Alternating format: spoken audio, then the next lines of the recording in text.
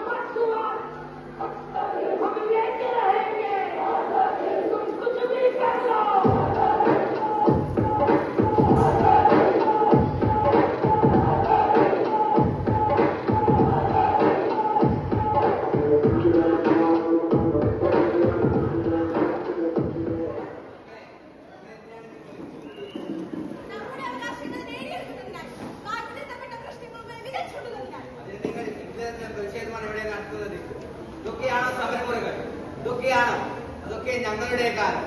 ഇന്ന് കാണുന്ന ഇന്ത്യ ഇന്ത്യയാക്കിയത് പലരുടെയും ചോരയും നീരുമാണ്.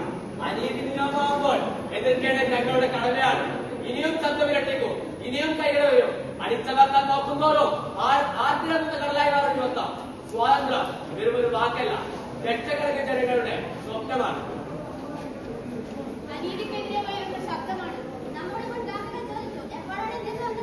സ്വാതന്ത്ര്യം നേടിയവർ നമ്മുടെ ഒരു ചോദ്യം ബാക്കി വെച്ചു.